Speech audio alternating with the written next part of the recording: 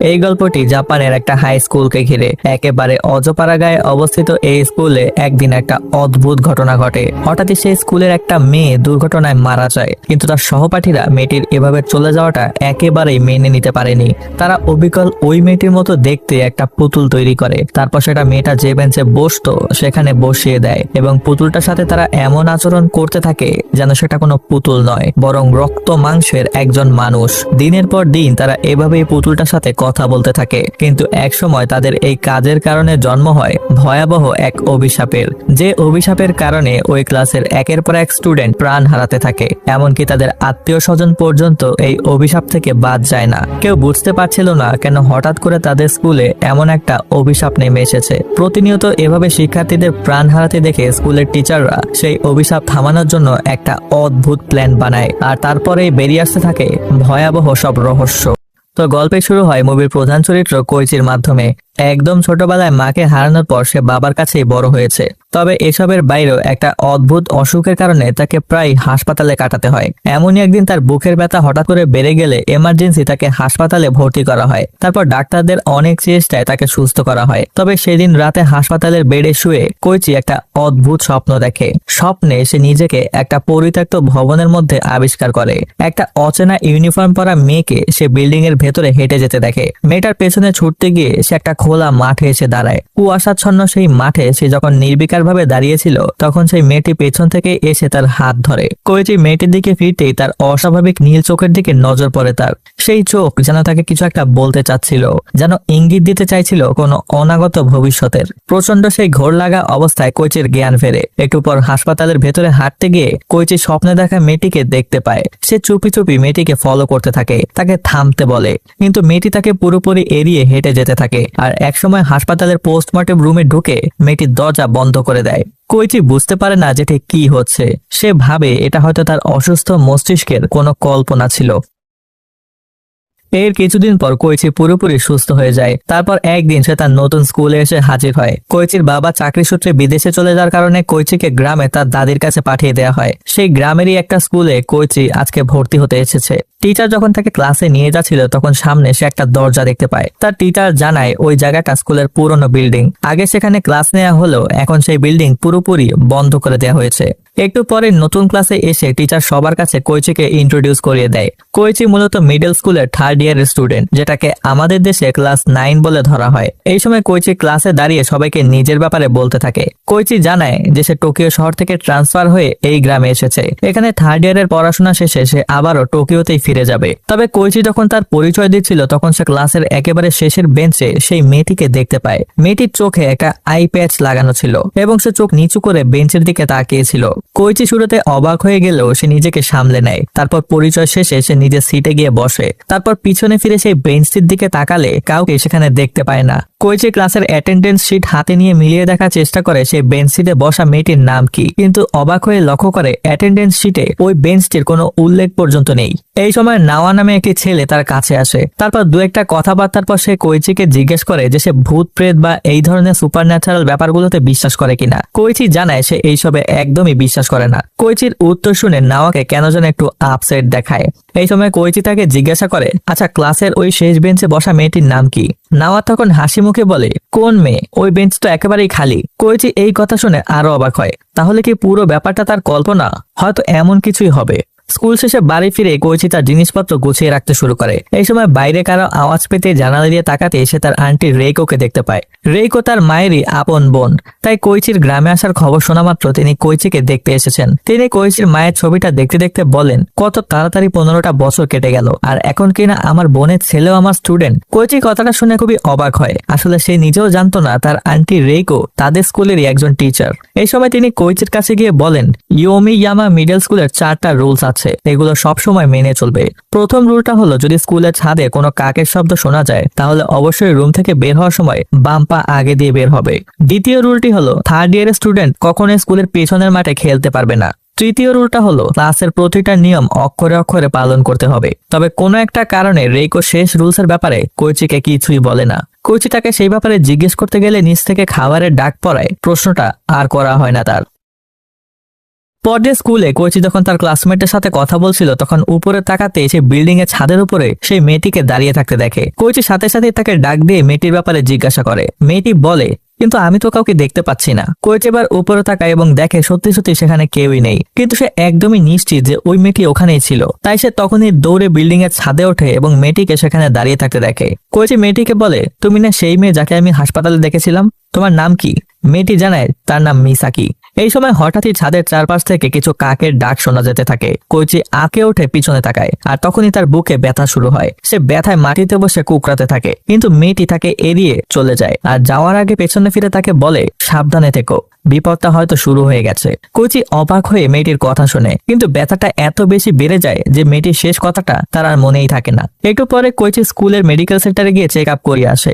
Doctor সবকিছু দেখে শুনে তাকে জানায় সে একদমই সুস্থ আছে, নতুন করে কোনো সমস্যা হয়নি।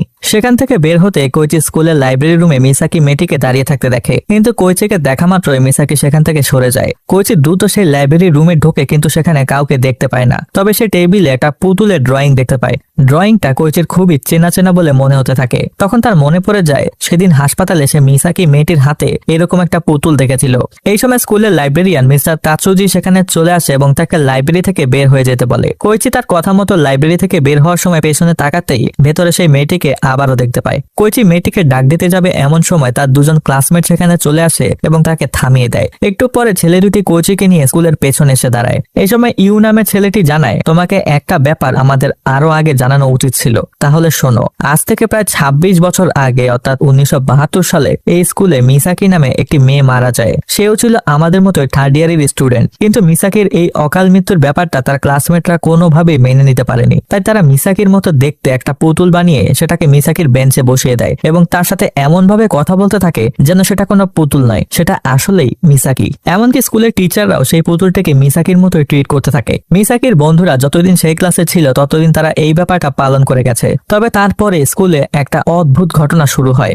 এই পর্যায়ে কোচির আবারও তার বুকে ব্যথা শুরু হয়। তারা দ্রুত তাকে মেডিকেলে নিয়ে যায়। বাকি ঘটনাটা তখন তারা শোনা হয় না। এর কিছুদিন পরের কথা, একদিন কোচি গ্রামের লোকাল মার্কেটে একা একা ঘুরে বেড়াচ্ছিল। এই সময় পাশে একটা শপে এসে ডিসপ্লেতে একজোড়া পুতুল দেখতে পায়। পুতুলগুলো কোচির খুবই চেনা বলে মনে হচ্ছিল। সে দোকানটির ভেতরে যায়। এই সময় আমরা দোকানটির নাম দেখতে পাই, যেখানে লেখা ছিল এম স্টুডিও। ভেতরে ঢুকে কোইচি আরো বিভিন্ন ধরনের পুতুল চেয়ারে সাজিয়ে রাখা অবস্থায় দেখতে পায়। কৌতূহলী দৃষ্টিতে কোইচি সবগুলো পুতুল খুঁটিয়ে খুঁটিয়ে দেখতে থাকে।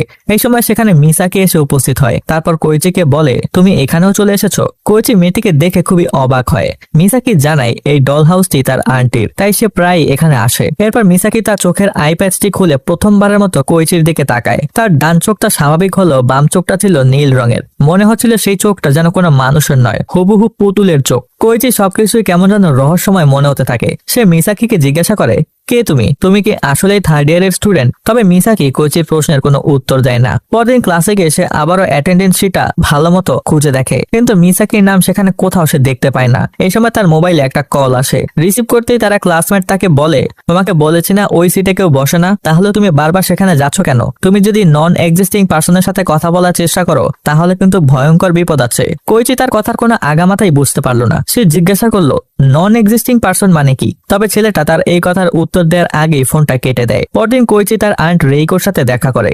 সে জানায় স্কুলটা তার একদমই ভালো লাগছে না।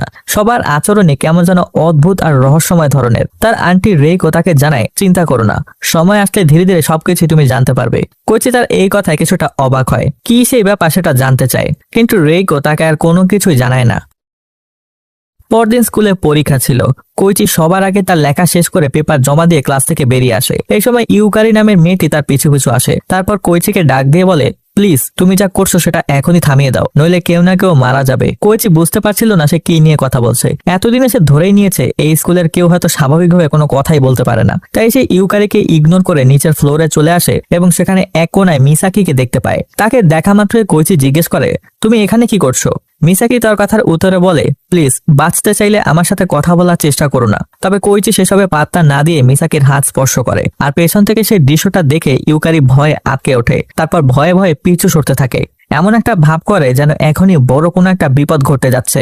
আর সেই সময় পাশের একটি ময়লার বালতি থেকে একটা ক্যান ব্লাস্ট হয়ে সোজা ইউকারিকে আঘাত করে। ইউকারির ধাক্কা খেয়ে সেখানে থাকা ছাতার উপর পিছলে পড়ার সাথে সাথেই ছাতার রডে আঘাত লেগে সেখানেই তার প্রাণ হারায়। তবে মারা যাওয়ার আগে মেয়েটি কোইচির দিকে তাকিয়ে বলে, সব দোষ তোমার। এই সময় চিৎকার শুনে ক্লাসের বাকিরাও সেখানে চলে আসে এবং এই দৃশ্য দেখে খুবই ভয় পেয়ে যায়। তারপর সবাই রাগান্বিত কণ্ঠে কোইচিকে জানায়, সব দোষ তোমার, তুমি নিয়ম মেনে চললে এই ঘটনা কখনোই ঘটতো না, তোমার কারণে এখন আমরা সবাই বিপদে পড়েছি। কোইচি অবাক বিস্ময়ে শুধু তাদের দিকে তাকিয়ে থাকে। পরদিন হাসপাতালে চেক আপের জন্য গেলে সেখানে থাকা নার্স তাকে জানায়, তোমাদের স্কুলে নাকি কেউ একজন মারা গেছে, আমার ভাই তাকেরও তোমার ক্লাসেই পড়ে, সে আমাকে বললো এই ব্যাপারে। কোইচি তখন তাকে বিস্তারিত সবকিছু খুলে বলে। তবে পরদিন স্কুলে গেলে সেই নার্সের ভাই তার সামনে এসে দাঁড়ায় এবং তাকে ধমকে সুরে বলে, খবরদার আমার বোনকে এইসবের ব্যাপারে কিছুই বলবে না। একটু পরে তার ক্লাসমেট নাওয়া কোইচিকে নিচে ডেকে আনে। তারপর বলে, প্লিজ তোমার কাছে একটাই অনুরোধ, আর যাই করো মিসাকি মেয়েটিকে এড়িয়ে চলো, ওর সাথে মিশতে যেও না, তাহলেই বিপদ আছে। আর কেন বিপদ আছে সেটা প্লিজ আমাকে জিজ্ঞেস করো না, আমি বলতে পারবো না। তবে নাওয়ার কথায় কোইচি খুবই রেগে যায়। সে সাফ সাফ জানিয়ে দেয় সে মিসাকিকে এড়িয়ে চলতে পারবে না, মিসাকির সাথে কথা সে বলবেই। পরদিন কোইচি যখন হাসপাতালে চেক আপ করতে যায় তখন সে দেখে সেই নার্স মেয়েটি লিফটে অ্যাক্সিডেন্টে প্রাণ হারিয়েছে। কোইচি পুরোপুরি হতবাক হয়ে যায়। পরিস্থিতি ধীরে ধীরে যেন আরো বেশি খারাপ হতে থাকে। পরদিন মেয়েটির ফিউনারেলে গেলে সবাই কোইচির দিকে অদ্ভুত দৃষ্টিতে তাকিয়ে থাকে, যেন সবাই তাকে বোঝাতে চাইছিল যা কিছু হচ্ছে তার পেছনে কোইচিই দায়ী। এমনকি পরদিন সে যখন স্কুলে যায় তখন সে আবিষ্কার করে কেউ তার সাথে কথা বলছে না, সবাই তাকে এড়িয়ে চলছে, এমন একটা ভাব করছে যেন কোইচির অস্তিত্বই কেউ দেখতে পাচ্ছে না। এরপর অ্যাটেন্ডেন্স শিটে তাকাতেই কোইচি দেখে তার নামটা সেই লিস্ট থেকে কেটে দেওয়া হয়েছে। আর সেই শিটের একেবারে কোনায় ছোট্ট করে লেখা আছে, যদি তোমার মনে কোনো প্রশ্ন থাকে তাহলে মিসাকিকে জিজ্ঞাসা করো। স্কুল শেষে কোইচি মিসাকির সাথে দেখা করে এবং তাকে এই ব্যাপারে জিজ্ঞাসা করে। মিসাকি তখন পুরো ব্যাপারটা কোইচিকে খুলে বলে। সে জানায় তাদের থার্ড ইয়ারের এই ক্লাসরুমে একটা অদ্ভুত ধরনের অভিশাপ আছে। কোনো কারণ ছাড়াই এই ক্লাসের কোনো না কোনো স্টুডেন্ট অথবা তার আত্মীয় ভয়ঙ্কর দুর্ঘটনায় মারা যায়। তাই টিচাররা সবাই মিলে এই অভিশাপ কাটানোর জন্য একটা বুদ্ধি বের করেছে। তারা প্রতি বছর ক্লাস থেকে একজন স্টুডেন্টকে নন এক্সিস্টিং পার্সন হিসেবে সিলেক্ট করে, আর যাকে নন এক্সিস্টিং পার্সন হিসেবে সিলেক্ট করা হবে সে সবার থেকে আলাদা থাকবে এবং কেউ তার সাথে মিশতে পারবে না। এমন ভাবে চলতে হবে যেন সে অদৃশ্য কোনো মানুষ। আর এই বছর তাদের ক্লাস থেকে মিসাকিকেই নন এক্সিস্টিং পার্সন হিসেবে সিলেক্ট করা হয়েছে। এই কারণে সে একা একাই থাকে, কেউ তার সাথে মেশে না। তবে ক্লাসের কোনো স্টুডেন্ট যদি ভুল করেও সেই নন এক্সিস্টিং পার্সনের সাথে কথা বলে ফেলে তাহলে সেই অভিশাপটা আবারও ফিরে আসে এবং একের পর এক মানুষ মারা যেতে থাকে। তাই এই জন্যই কোইচি মিসাকির সাথে কথা বলার কারণেই সেই অভিশাপটি আবারও ফিরে এসেছে এবং ইতিমধ্যেই 2 জন মানুষকে শেষ করে ফেলেছে। আর তাই নিয়ম ভঙ্গ করার কারণে এখন মিসাকির সাথে কোইচিকেও নন এক্সিস্টিং পার্সন হিসেবে ঘোষণা করা হয়েছে। এই কারণে অ্যাটেন্ডেন্স শিট থেকে তার নামটাও কেটে দেওয়া হয়েছে। কোইচি পুরো ব্যাপারটা বুঝতে পারে এবং একই সাথে সে এটা ভেবে খুশি হয় যে মিসাকিও তার মতো একজন মানুষ, সে তার কল্পনা নয়। তো এরপর থেকে কোইচি এবং মিসাকি দুজনেই নন এক্সিস্টিং পার্সন হয় একসাথেই সময় কাটাতে থাকে। কোইচি তাকে জিজ্ঞাসা করে কেন সে সবসময় তার চোখটা ঢেকে রাখে। মিসাকি জানায় ছোটবেলায় একটা জটিল রোগে আক্রান্ত হয়ে তার বাম চোখটা নীল হয়ে গিয়েছিল, আর তারপর থেকে তার এই চোখ দিয়ে সে এমন কিছু জিনিস দেখতে পায় যেটা দেখা তা ঠিক নয়। কোইচি তখন জানতে চায় সে কি দেখতে পায়, তবে মিসাকি তা সেই কথার কোনো উত্তর দেয় না। এমনই একদিন তারা দুজন যখন লাইব্রেরিতে ঢুকে স্কুলের পুরনো ছবিগুলো দেখছিল তখন লাইব্রেরিয়ান মিস্টার তাৎসুজি তাদের দেখতে পান এবং তিনি যখন জানতে পারেন কোইচিও এই স্কুলের দ্বিতীয় নন এক্সিস্টিং পার্সন হিসেবে সিলেক্টেড হয়েছে তখন তিনি আরো অবাক হয়ে যান। তখন কোইচি তাকে অনুরোধ করে পুরো ব্যাপারটা তাকে খুলে বলতে, আর তারপর লাইব্রেরিয়ান মিস্টার তাৎসুজি এই পুরো অভিশাপের ব্যাপারটা শুরু থেকে খুলে বলতে থাকে।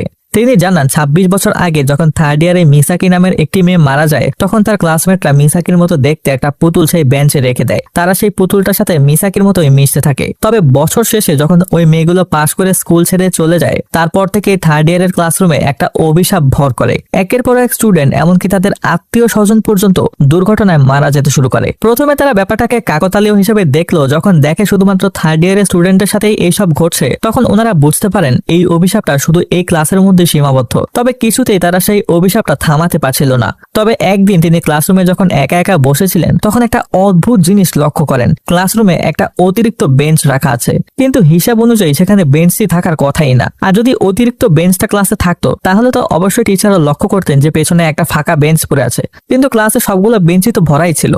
তার মানে হলো ক্লাসের স্টুডেন্টদের মধ্যে এমন একজন অতিরিক্ত স্টুডেন্ট আছে যার এখানে থাকার কথা না। কিন্তু কে সেই অতিরিক্ত স্টুডেন্ট সেটা কোনোভাবেই তিনি বের করতে পারছিলেন না, কারণ অ্যাটেন্ডেন্স শিটে অপরিচিত কারণ আমি ছিল না। আর অচেনা কেউ ক্লাসে এসে বেঞ্চে বসে থাকবে অথচ অ্যাটেন্ডেন্স না দিয়ে চলে যাবে এমন হওয়ারও চান্স নেই, কারণ টিচাররা প্রতিটা স্টুডেন্টের অ্যাটেন্ডেন্স নিজ চোখে গুনে নেন। এবার তিনি বুঝতে পারেন আগের বছর যে স্টুডেন্টরা মারা গেছে তাদের মধ্যে একজন স্টুডেন্ট এই ক্লাসে এসে উপস্থিত হয়েছে, আর সেই মৃত স্টুডেন্টটাই অভিশাপের মাধ্যমে এক একজনকে মারছে।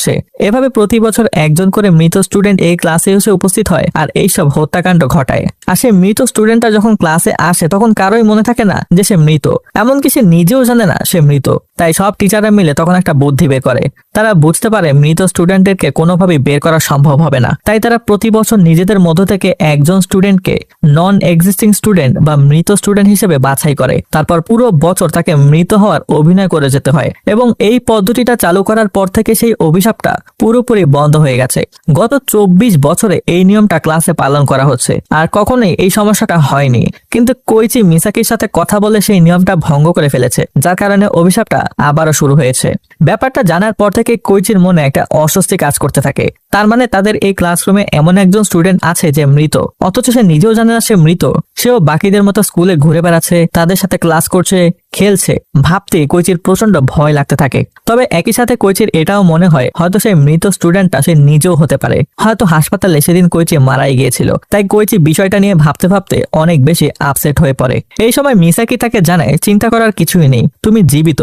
কোইচি তখন জিজ্ঞাসা করে, তুমি কিভাবে নিশ্চিত হয়ে বলছো যে আমি জীবিত? তখন মিসাকি জানায় সে তার বাম চোখ দিয়ে মৃত মানুষকে দেখতে পায়। কে মৃত সেটা সে একবার তাকালেই বুঝতে পারে। সেদিন মিসাকি আইপ্যাড ছড়িয়ে কোইচিকে দেখার পরই বুঝতে পেরেছিল কোইচি মৃত নয়।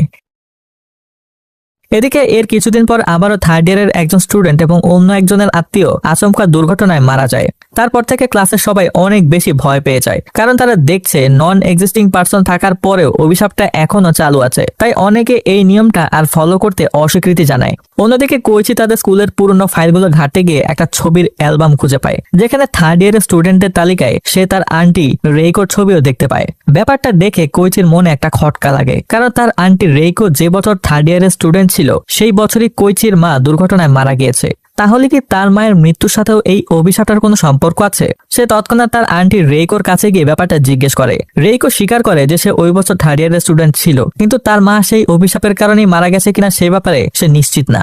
এমনই একদিন কোইচি এবং মিসাকি পুরোনো স্কুল বিল্ডিং একটা অচেনা লোককে দেখতে পায়। লোকটা কিছু একটা খুঁজছিল, কিন্তু অনেকক্ষণ খোঁজাখুঁজির পর কিছু না পেয়ে লোকটা সেখান থেকে চলে যায়। তারপর কোইচি এবং মিসাকি সেই রুমে ঢোকে এবং তারাও দেখতে থাকে কি এমন জিনিস এই রুমে আছে যেটা লোকটা খুঁজছিল। এভাবে কিছুক্ষণ খোঁজাখুঁজির পর তারা একটা অডিও ক্যাসেট খুঁজে পায়। ক্যাসেটটা প্লে করতে তারা 1983 সালের থার্ড ইয়ারের মাতসুরাগা নামে একটা স্টুডেন্টের গলা শুনতে পায়। ছেলেটা নিজের পরিচয় দিয়ে জানায়, আমি কিছুদিন আগে আমাদের থার্ড ইয়ারের একটা ছেলেকে মেরে ফেলেছি। তবে অবাক করা ব্যাপার হলো মারা যাওয়ার সাথে সাথে ছেলেটা পুরোপুরি অদৃশ্য হয়ে যায়, একদম বাতাসে ভ্যানিশ হয়ে যায় তার মরদেহ। আর তার চাইতেও অবাক করা ব্যাপার হলো কেউই সেই ছেলেটির ব্যাপারে আর কোনো খোঁজ করতে আসেনি, এমনকি ছেলেটির নাম পর্যন্ত ক্লাসে আর কেউ কোনোদিন উচ্চারণ করেনি। তবে ব্যাপারটা শুধু সেখানেও থেমে থাকেনি। ওই বছরের বাকি সময় দেয় তাদের থার্ড ইয়ারের ক্লাসে আর কোনো দুর্ঘটনাই ঘটেনি, আর কোনো স্টুডেন্ট সেই বছর মারা যায়নি। তাই তার ধারণা হয় হয়তো সে নিজের অজান্তেই সেই মৃত স্টুডেন্টকে শেষ করেছে। আর একই সাথে সে বুঝতে পারে কোনোভাবে যদি মৃত স্টুডেন্টকে খুঁজে মেরে ফেলা যায় তাহলে অভিশাপটাও থামানো সম্ভব। তবে মাতসুরাগা ভয়ে এই ব্যাপারটা কাউকে জানায়নি। স্কুল থেকে পাশ করে বের হওয়ার আগে আগে সে এই রেকর্ডারে তার কথাগুলো রেকর্ড করে রেখে গেছে, যাতে কোনো টিচার এই ক্যাসেটটি খুঁজে পেয়ে এই ব্যাপারে জানতে পারে। এতক্ষণে কোইচি এবং মিসাকি বুঝতে পারে একটু আগে লাইব্রেরিতে যে লোকটা এসেছিল সেই এই মাতসুরাগা। কোইচি তখন মিসাকির কাছে জানতে চায় সে ওই মৃত স্টুডেন্টকে খুঁজে বের করতে পারবে কিনা, কিন্তু মিসাকি জানায় কাউকে মেরে ফেলার জন্য খুঁজে বের করতে সে কখনোই পারবে না। তাই কোইচিও মিসাকিকে আর তেমন একটা জোর করে না। এদিকে মিস রেইকো স্কুলের পুরনো ফাইল ঘাটাঘাটি করে জানতে পারে 1983 সালে ঠিক এমনই একটা ঘটনা ঘটেছিল। সেই বছরও কোনোভাবে অভিশাপটাকে আটকে রাখা যাচ্ছিল না। তাই টিচাররা থার্ড ইয়ারের স্টুডেন্টদেরকে নিয়ে 1 মাস একটা ট্রেনিং ক্যাম্পে নিয়ে রাখে। আর সেই ক্যাম্পের পর থেকেই ওই বছর অভিশাপটা পুরোপুরি বন্ধ হয়ে গিয়েছিল। তাই রেইকো ক্লাসে গিয়ে স্টুডেন্টদেরকে জানায় তারাও 1983 সালের মতোই ট্রেনিং ক্যাম্পে গিয়ে 1 মাস সময় কাটাবে, তাহলে হয়তো অভিশাপটা কেটেও যেতে পারে। তবে মিস রেইকো আসলে জানতো না 1983 সালে ট্রেনিং ক্যাম্পে যাওয়ার কারণে অভিশাপটা বন্ধ হয়ে যায়নি। অভিশাপটি এই কারণে বন্ধ হয়ে গিয়েছিল কারণ মাতসুরাগা নামে সেই ছেলেটি কাকতালীয়ভাবে রাগের মাথায় মৃত স্টুডেন্টটিকে শেষ করে ফেলেছিল। কথা মতো পরদিন সবাই গ্রাম থেকে কিছুটা দূরে সেই ট্রেনিং ক্যাম্পে এসে উপস্থিত হয়। আর তারপর থেকে সবাই আগের মতোই কোইচি এবং মিসাকির সাথে স্বাভাবিকভাবে কথা বলতে থাকে এবং অনেকদিন পর বাকিদের সাথে কথা বলতে পেরে মিসাকিও অনেক খুশি হয়। এদিকে কোইচি এবং মিসাকির রহস্যময় আচরণ দেখে তার ক্লাসমেট কাতসুমির মনে সন্দেহ জাগে। সে ভাবে হয়তো তারা দুজন কিছু একটা লুকাচ্ছে সবার থেকে। তাই সে আরো কয়েকজন ছেলেকে নিয়ে কোইচির রুমে যায় এবং তার ব্যাগ চেক করতে গিয়ে সেই ক্যাসেটটি খুঁজে পায়। আর তারপর সেটা প্লে করার পর তারাও মৃত স্টুডেন্টের ব্যাপারে জানতে পারে। তারা বুঝতে পারে একটা মৃত স্টুডেন্ট তাদের মধ্যে ঘুরে বেড়াচ্ছে এবং যাকে মারতে পারলেই এই অভিশাপটিও বন্ধ হয়ে যাবে। আর ব্যাপারটা মুহূর্তের মধ্যে সবাই জেনে যায়। আর তার সাথে সাথেই শুরু হয়ে যায় একটা ব্যাপক আকারের প্যানিক। সবাই তখন যাকে সন্দেহ হচ্ছিল তখনই তাকে মৃত স্টুডেন্ট ভেবে মারতে যাচ্ছিল। এভাবে একজন আর একজনকে মৃত স্টুডেন্ট মনে করে মারামারিতে বেশ কয়েকজন স্টুডেন্ট মারা যায়। তবে অভিশাপটা বন্ধ হওয়ার বদলে সেটা তখন আরো বাড়তে থাকে। এমনকি ট্রেনিং ক্যাম্পের ভেতরও তখন একের পর এক দুর্ঘটনা ঘটতে থাকে এবং স্টুডেন্টরা মারা যেতে থাকে। এদিকে কোইচি যতক্ষণে জানতে পারে তার ব্যাগ থেকে ক্যাসেটটা চুরি হয়ে গেছে এবং সবাই ব্যাপারটা জেনে গেছে, ততক্ষণে অনেক দেরি হয়ে যায়। তখন হঠাৎই পুরো বিল্ডিং এ আগুন ধরে যায়। মিস রেইকো দ্রুত স্টুডেন্টদেরকে এক এক করে বিল্ডিং থেকে বের করতে থাকেন। এদিকে বিল্ডিং থেকে বের হওয়ার পরে কোইচি মিসাকিকে খুঁজতে থাকে, কিন্তু কোথাও সে মিসাকিকে দেখতে পায় না। তার সন্দেহ হয় মিসাকি হয়তো বিল্ডিং এর ভেতরে আগুনে আটকা পড়ে গেছে। তাই সে দ্রুত মিসাকিকে বাঁচাতে সে বিল্ডিং এর ভেতরে প্রবেশ করে। তারপর অনেকক্ষণ খোঁজাখুঁজির পরে সে মিসাকিকে দেখতে পায়, কিন্তু যে দৃশ্য কোইচি দেখতে পায় সেটা দেখার জন্য সে মোটেও প্রস্তুত ছিল না। কোইচি দেখে মিসাকি একটা কুঠার উঁচিয়ে দাঁড়িয়ে আছে আর কুঠারটি তাক করা আছে তার আন্টি মিস রেইকোর দিকে। তারা অবাক হয়ে মিসাকিকে জিজ্ঞেস করে ব্যাপারটা কি। মিসাকি জানায়, আপনারা যে মৃত মানুষটাকে খুঁজে বেড়াচ্ছেন সে হলো এই মিস রেইকো। এই বছর ক্লাসে কোনো মৃত স্টুডেন্ট আসেনি, এই বছর এসেছে একজন মৃত টিচার। সেই কারণে এত কিছুর পরও এবছরের অভিশাপটা কোনোভাবেই বন্ধ হচ্ছে না।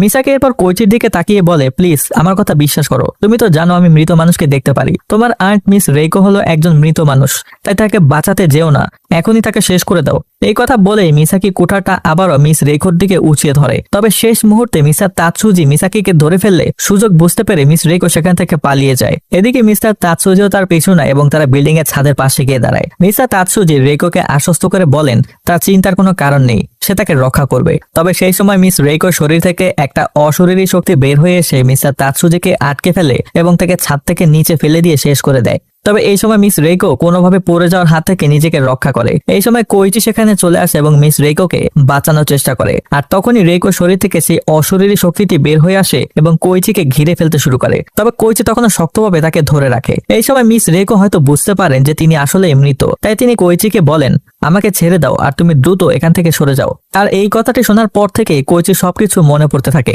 প্রথমবার যখন মিস রেইকো তার সাথে দেখা করতে এসেছিল তখন তার পা ভর্তি কাদা ছিল, কিন্তু সেই সময় কেন যেন সেই ব্যাপারটা লক্ষ্য করেনি। আবার কখনো আয়নার দিকে ফিরে কাজ করার সময় রেইকো পেছনে ফিরে তাকালেও তার প্রতিচ্ছবি আয়নাতেই রয়ে গিয়েছিল। আর সবচাইতে বড় ব্যাপার হলো কোইচি যখন তার মায়ের কবর দেখতে গিয়েছিল তখন তার ঠিক পাশের কবরটি ছিল তার আন্টি মিস রেইকোর, অথচ এসবের কিছুই এতদিন তার নজরে পড়েনি। কোইচি তখন মিস্টার তাতসুজির কথা মনে পড়ে যায়। তিনি বলেছিলেন মৃত মানুষটা যখন আসে তখন কারো মাথায় থাকে না যে সে মৃত, আর তার বিভিন্ন উদ্ভট কাজকর্ম তখন কেউ লক্ষ্য করে না। কিন্তু একটু খেয়াল করলেই যে কেউ বুঝতে পারতো সেই মানুষটা আসলে জীবিত কেউ নয়, সে হলো মৃত। একটু পরে মিস রেইকো নিচ থেকে হাতটি ছেড়ে দেয় এবং মুহূর্তের মধ্যে জ্বলন্ত আগুনের মধ্যে পড়ে সেখানেই শেষ হয়ে যায়। এর কিছুদিন পরের কথা, ততদিনে সেই অভিশাপটা পুরোপুরি বন্ধ হয়ে গেছে। কোইচি হাসপাতালে শুয়ে নিউজ পেপারে সব খবর খুঁটিয়ে খুঁটিয়ে পড়তে থাকে। সেখানে দুর্ঘটনায় যারা যারা মারা গেছে সবার নাম উল্লেখ করা থাকলেও মিস রেইকোর ব্যাপারে কিছুই বলা নেই। তার মানে বোঝাই যাচ্ছিল মিস রেইকো সত্যি সত্যি একজন মৃত মানুষ ছিল। এরপর বছরের বাকি সময়টা নিশ্চিন্তেই কেটে যায়, আর কোনো দুর্ঘটনা ততদিনে ঘটেনি। কোইচিও একদিন তার থার্ড ইয়ারের ক্লাস শেষ করে সবাইকে বিদায় জানিয়ে আবারও টোকিও শহরে ফিরে যায়। মনে হতে থাকে সবকিছু হয়তো ঠিক হয়ে গেছে। তবে মুভির শেষ অংশে আমরা 14 বছর পরের একটা দৃশ্য দেখতে পাই। সেই স্কুলটা তখনও আগের মতোই আছে, আর সেই পুরনো বিল্ডিং এর দরজাটাও আগের মতোই বন্ধ করা ছিল। এক সময় ঘন্টা পড়ার সাথে সাথে স্টুডেন্টরা সবাই তাদের ক্লাসরুমে গিয়ে ঢুকে পড়ে। তারপর আমরা থার্ড ইয়ারে সেই ক্লাসরুমটি দেখতে পাই। একটু পরে টিচার ক্লাসে ঢুকতে সবাই দ্রুত তাদের সিটে গিয়ে বসে পড়ে। আর তখনই সেই টিচার নিজের পরিচয় দিতে শুরু করে এবং জানান তিনি হলেন থার্ড ইয়ারের এই বছরের ক্লাস টিচার। আর এই টিচারটি আর কেউ নয়, সেই লাইব্রেরিয়ান মিস্টার তাতসুজি, যে 14 বছর আগে ছাদ থেকে পড়ে মারা গিয়েছিল। আর সেই সাথে মুভিটার কাহিনীও এখানেই শেষ হয়।